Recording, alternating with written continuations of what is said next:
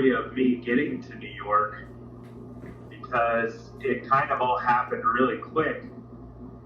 I was getting ready to graduate from Purdue. I had been negotiating several job offers and ended up coming to an agreement on this offer like the Friday before my graduation, which was on a Sunday. And when I came to that agreement, they wanted me to fly out there on Monday. So I was going to have graduation on Sunday, and actually on Saturday, they were going to have movers come and pack all my stuff, and then graduation on Sunday. I fly out there on Monday, but it happened so quick, I didn't know where I was going to stay. I've never been to New York. I didn't know anybody in New York.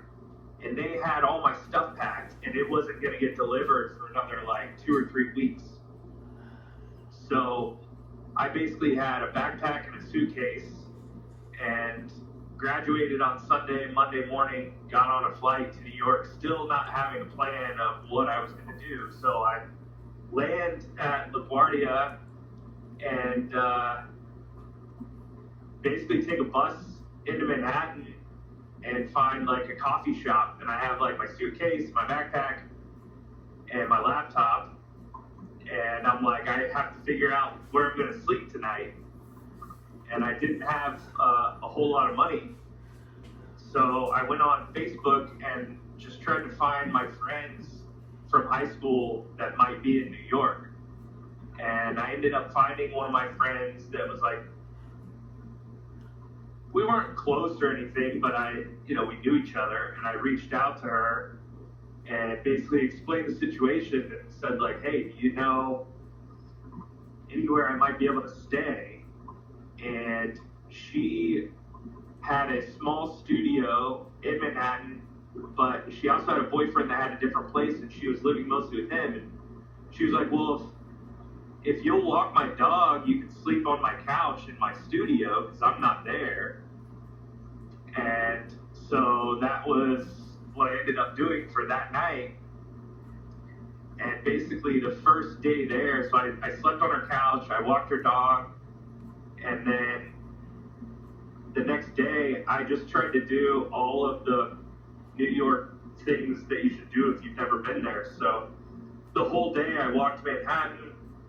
I went to the Statue of Liberty, I went to Ellis Island, I went to Central Park, I went to some of the museums, I went to Times Square, and spent the whole day just doing all that stuff. I mean, I think I tracked it. I forget how much I walked, but I want to say it was like something crazy, like 13 miles or something.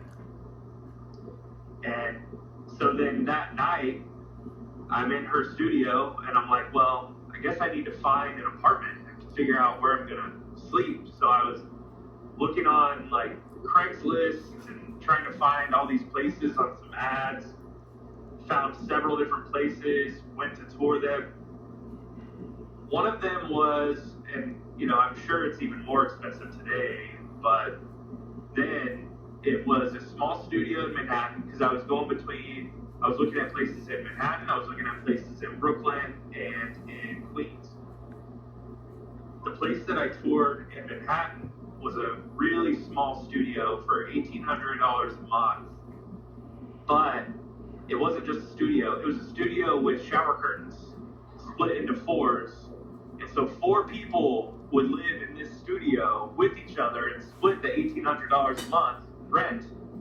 And so you basically had like a shower cubicle that you would live in. And I was like, I'm a hustler, but I don't think I can, I think I got to draw the line there. So, but then the place I ultimately found was in Queens. There were 2 places in Queens I was looking at. The first one, I toured it, and this was from a Craigslist ad, and it looked fine, but I was getting some kind of weird just signal from them, and it just didn't feel right. And so but I liked the spot, so I was thinking about getting in, and and then they were asking me to give the security deposit in all cash, but drop it off at this other place, and I didn't have an agreement in place, and I felt very quickly that it was like a scam. So I moved on from that. This other place was the bottom floor of a 3-story brownstone in Astoria, and there was an Indian man that lived on the 3rd floor, and he owned it. And so when I toured it, I had, like, all the money I had was basically reserved for my security deposit, and I had it in cash, and I was worried about walking around everywhere in New York with all this cash, so I actually had it stuffed in my sock under my foot. And so I was walking around with this cash, and I go to tour the spot, and I really liked it, and I liked the landlord, and he said, you know, I have 3 other people that are coming to tour this before you, or right after you. I'll hold it for you, and I'll tell them to leave if you are ready to basically commit and give me your security deposit. And so I didn't want to lose the space, and I wanted it. So I said, sure, you know, we signed there on the spot. But then I was like, can you hold on a second? And I had to sit down and take my shoe off and take my sock off and then count the cash for him for the security deposit. And he didn't seem surprised, so maybe it's pretty common there, I don't know. But so I now had a place to live, but I didn't have any of my stuff. Fortunately, the place came with a futon, so I had a place to sleep, because otherwise I would have been sleeping on the floor.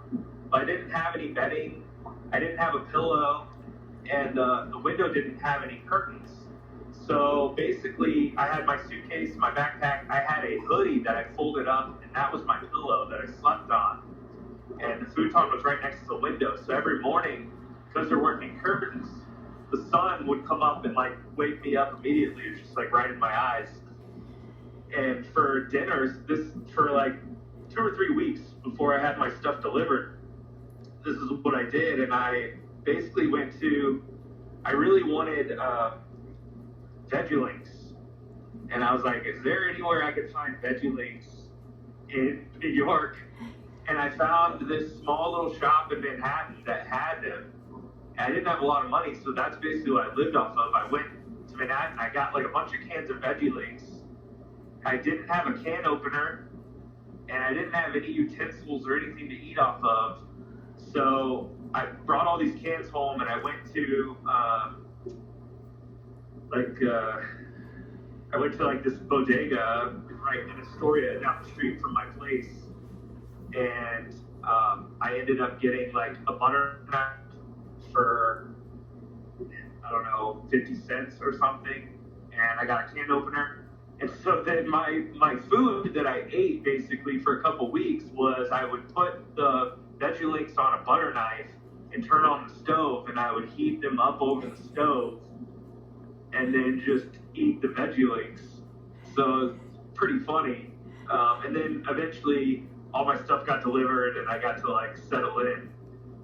And because I wasn't starting work either, they weren't gonna have me start work until all my stuff was there, and then I had orientation, so I wasn't getting paid during this time. I was just, they had given me like a sign-on bonus, and I was basically, I had to make that stretch through to when my work started.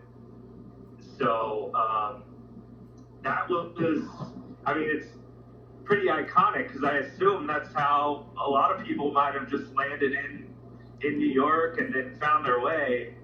But it's a crazy story to reflect back on, and I just kind of went with it and figured it out.